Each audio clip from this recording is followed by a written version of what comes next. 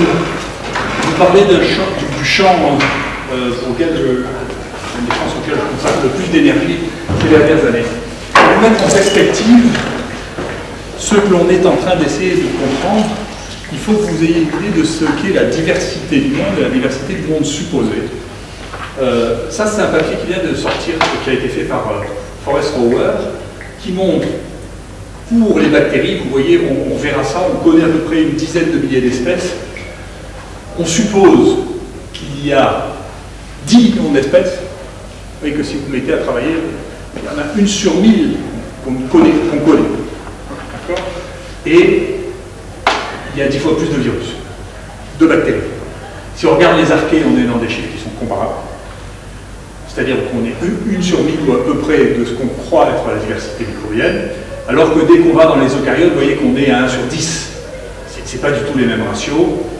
Pour les animaux, les choses ne sont pas très loin, en particulier pour les vertébrés. La chance de découvrir les vertébrés est assez faible. Pour les insectes, il y a un peu plus de chance. Pour les plantes, il n'y a pas non plus beaucoup de chance pour qu'on découvre de nouvelles plantes. On estime qu'on connaît une plante sur deux. Tandis que pour les champignons, la situation n'est pas aussi dramatique parce qu'il y a les champignons qui sont visibles. Donc c'est un peu intermédiaire entre la taille des plantes et la taille des microbes. Mais vous voyez qu'il y a encore beaucoup de travail. Donc vous voyez ce domaine de la microbiologie. Vous voyez que si vous rajoutez pour les virus, les choses sont pires. Vous voyez 10 puissance 8, 10 puissance 8, 10 puissance 8. Eh bien, vous voyez que la part qui nous est inconnue, dont on sait qu'elle existe, est colossale, 1000 fois plus importante que toute notre connaissance actuelle. Donc si on regarde ce qui s'est passé ces dernières années, ça c'est un graphique qui a été fait avec Pierre-Édouard Fournier, vous voyez que les changements radicaux techniques et d'approche, partie de ce dont je vous parlais, se traduit par le fait que vous voyez qu'en 1980, on connaissait 1800 espèces, et maintenant on en connaît 12 000.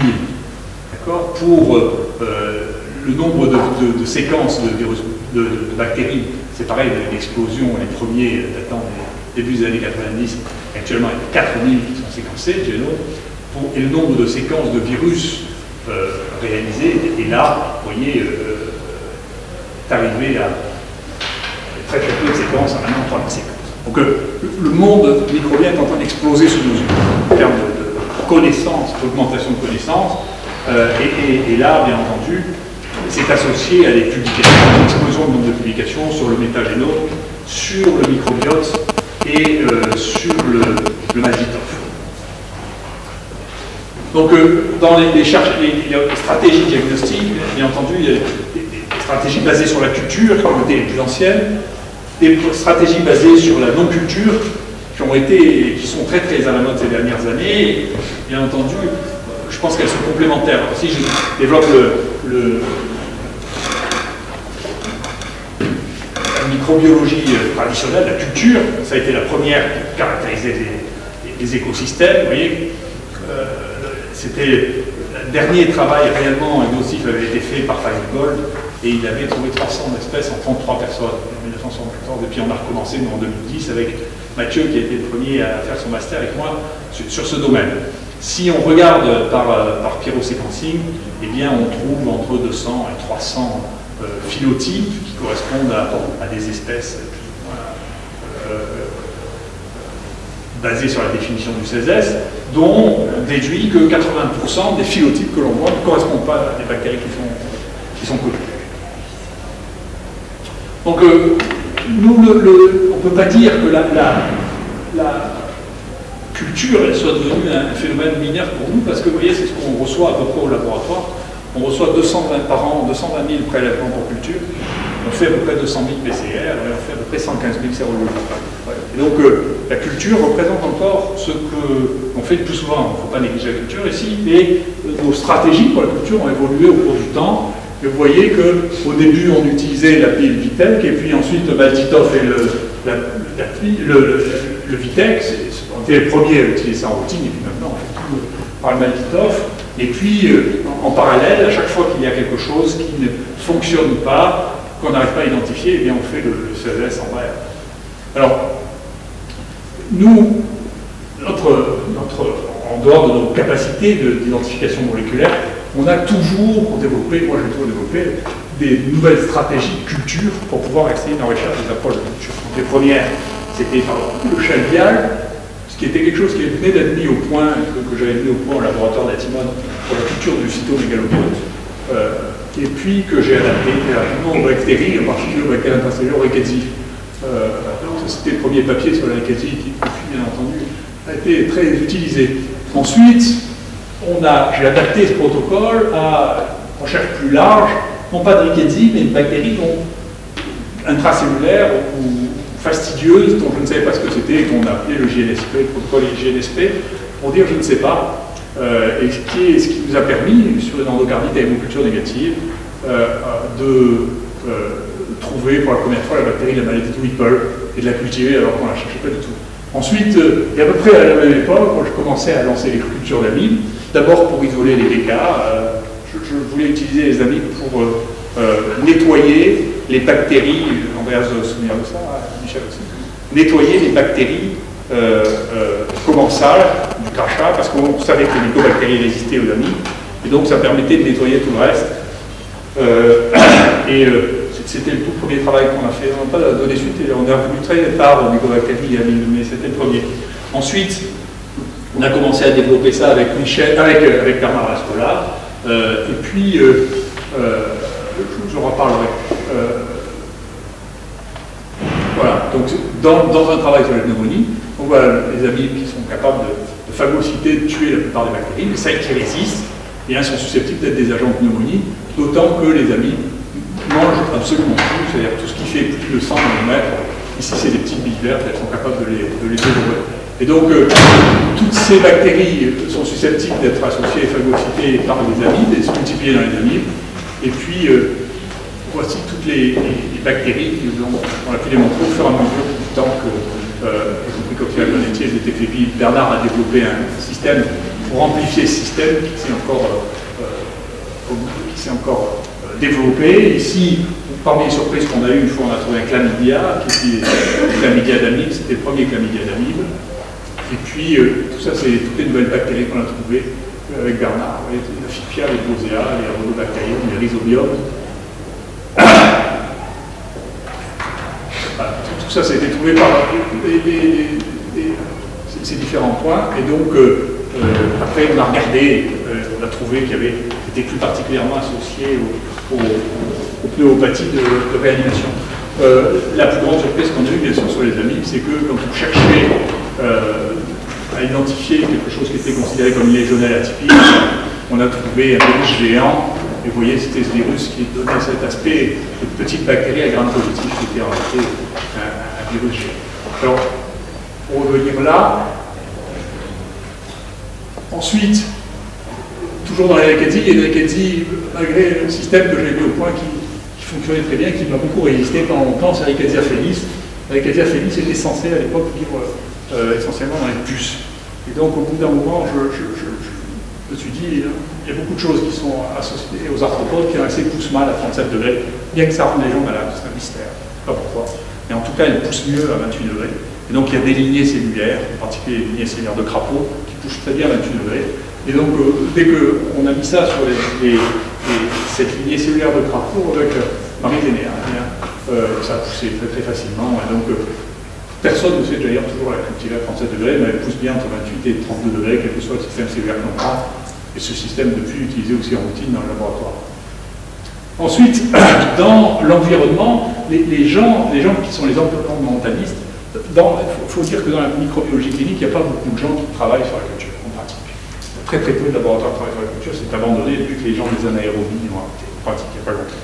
Mais dans l'environnement, il y a beaucoup de gens qui travaillent sur la culture, et en particulier, pour cultiver une des bactéries, la bactérie qui représente peut-être 30% de toutes les bactéries de la mer, je me rappelle depuis Pélagibacter azonicule, était une bactérie non cultivable, et puis quelqu'un un jour a mis de l'eau de mer dans son milieu de culture, et ça l'a cultivé. Les facteurs de croissance. Ensuite, donc, l'idée, c'est d'imiter l'environnement naturel pour pouvoir permettre la culture.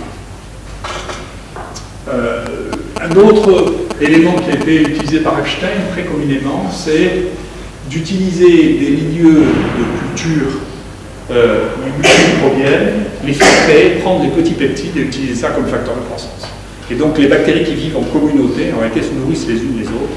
Et donc de sortir les peptides permet de créer des facteurs de croissance qui sont utilisables par les autres. Donc il y a toute une stratégie qui est maintenant mise en place par Epstein pour l'environnement, la culture des bactéries de l'environnement, et qui leur permet d'isoler des bactéries qui sont incultivables à part ça. Nous, pendant ce temps, on a continué à travailler sur les bactéries d'intérêt humain. Alors, ça, c'est un premier travail qu'on avait fait avec Michel. La plus grande difficulté à publier, c'était publié en 2003, mais il y a 3 ans, on publiait ça, alors ça allait de soi, c'était que les BK poussaient très très bien sur des gélos au sang, et que c'était pas vrai qu'on avait besoin de milieux spéciaux, on était ça poussait plus vite là-dessus. Et c'est quelque chose qui est aussi simple que ça. Publier ça, ça a été, on l'a découvert par hasard, simplement parce qu'on incubait plus longtemps les cultures cellulaires à la recherche de Bartonella. Et donc au lieu d'incuber les gélos au sang pendant une semaine, on les incubait pendant 1 mois, et comme le BK ça ne poussait pas en une semaine, et bien, on a commencé à trouver des colonies de BK, et en pratique, au début, on ne trouvait plus les colonies de Bartonella. On a eu une fois dans notre vie. Est-ce que les BK, chaque fois qu'il y a des BK, on met ça sur les au sang, on le sort. Donc, c'était tellement simple que ça a été un enfer de publier ce papier. Ça arrive de temps en temps. Ensuite, quand on a réalisé le génome de Trophaena mauricei, la première chose qu'on voit si on analyse ce génome, c'est qu'il manque. On fait cette analyse, il faut me croire sur parole, mais si on compare à tous les intracellulaires, il y a une chose qui est vraiment spécifique du Trophaena mauricei. Il sait tout faire sauf les acides aminés. Et donc on a supplémenté ce milieu en acides aminés, et dès qu'on a supplémenté ce milieu en acides aminés, en réalité on a un milieu de culture axénique qui marche très bien pour Trophaena mauricei et qu'on utilise depuis.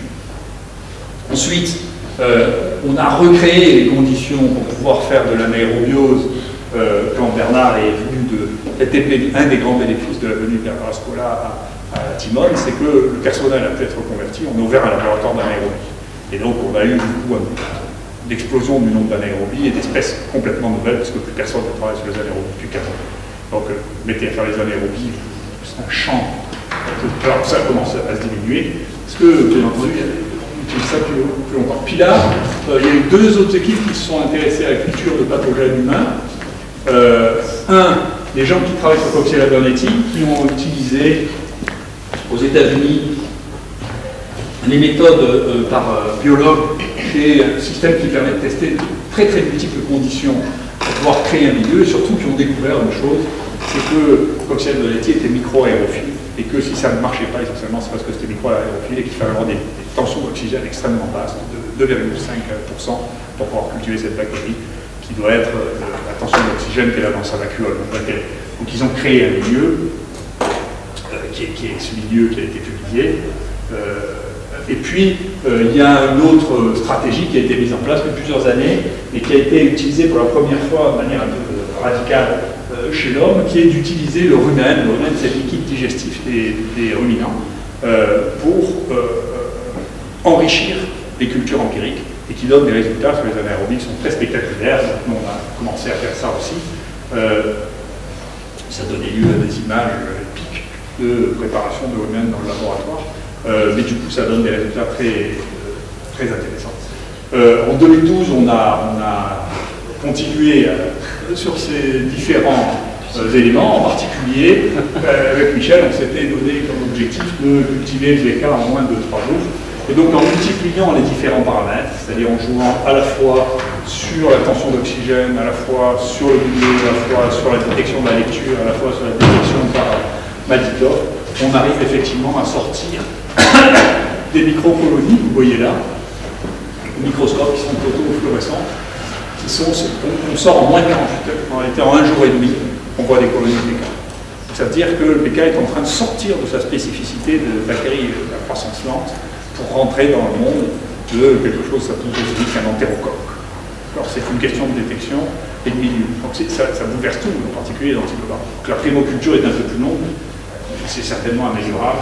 On espère tester une nouvelle technique pour descendre encore en dessous de ça en termes de temps de détection. Donc, la culture sera susceptible, si on pense que les choses se passent comme on croit qu'elles sont capables de se faire, d'une manière qui ne sera pas radicalement différente de celle du PCR direct. Mais en plus, on aura la bactérie. Il ne faut pas sous-estimer les capacités d'augmentation. Alors, le travail qu'on a fait sur le Malditov, nous a permis, c'est un travail qui a été incroyablement cité, il y a plus de 300 publications qui ont été faites depuis août 2009, et ce papier a été cité 250 fois depuis qu'il a été publié. Donc ça a été vraiment un papier ressource, et du coup, comme vous le savez, les choses deviennent très faciles. Ça, c'est un travail qui est en cours de réalisation, d'analyse avec Cédric et Maditov, et Bissette, qui montre que l'arrivée du Maditov a permis une augmentation du nombre d'espèces identifiées assez rapide. Et là, vous avez sur 280 000 isolats, qui sont ce qu'on a eu depuis 2002, sur 10 ans, eh bien, vous voyez qu'il y en a à peu près 655 espèces bactériennes, mais il y en a 8 qui font 80% des bactéries. C'est celle que tout le monde doit connaître, c'est celle de droite. Et puis ensuite, vous avez 1, 2, 3, 4 bactéries, vous avez donc qui sont cet enrichissement permanent. Donc les choses communes, c'est 8 bactéries, et puis tout le reste, qui représente autant de nouvelles espèces, d'espèces très rares. Bien entendu, avec le Maditov, on a une meilleure capacité à détecter les choses avec plus de certitude.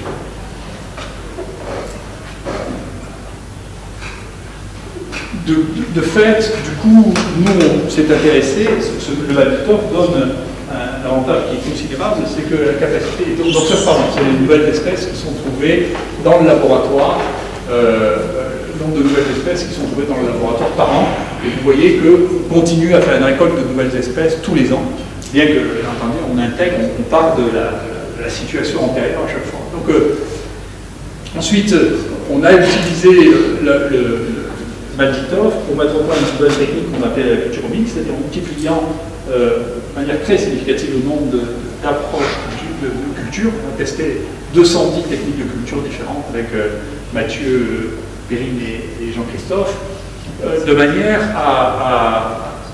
Mon pari était que 80% des bactéries détectées par culture n'étaient pas détectées par la biologie moléculaire, comme les molécularistes disent 80% des bactéries détectées par biologie moléculaire ne sont pas cultivées. Et la raison, une des raisons, c'est une des raisons, on est en train d'en découvrir qu'il y a bien d'autres, une des raisons, c'est que, donc on voulait mettre au défi la pensée générale, même à chaque fois qu'ils les signes finissent par penser à la même chose, c'est que finalement rien ne remplace la biologie moléculaire qui voit tout et qui voit ce qui nous était caché. En réalité, il y a plusieurs biais, dont les biais de profondeur. Vous voyez qu'une bactérie comme la bactérie de la fièvre typhoïde, il y en a rarement plus de 10 puissance 4 par gramme, mais ça vous tue quand même. Donc c'est pas parce que la population est minoritaire qu'elle n'a pas une très très grande importance médicale. C'est une bêtise de penser que la population majoritaire actuellement détectée par biologie moléculaire, elle fait rien. D'ailleurs, c'est une population qu'on trouve dans les FSS, c'est-à-dire les trucs qui se passent dans le rectum, de toute manière, honnêtement, ça n'a probablement aucune importance médicale. Donc on se trompe, c'est simplement parce que c'est un accès facile. Donc il y a beaucoup de choses qui s'écrivent là-dessus, sont un peu idiotes. Enfin, du coup, c'est amusant quand tout le monde pense qu'il faut essayer de faire l'inverse. Et donc, c'est ce qu'on a fait. Là, vous voyez, c'est la préparation du rumen, qui était une affaire assez amusante. C'est de rationaliser les cultures. Vous voyez, quand on a 70 conditions de culture, telles qu'on les avait envisagées dans ce travail, eh bien, on arrivait à récupérer 100% des espèces avec ces milieux de culture. Mais vous voyez, le résultat final de simplement ça, avec 3 étudiants en master, vous voyez, 3 selles, eh bien, on a réussi à identifier plus de 300 espèces bactériennes différentes.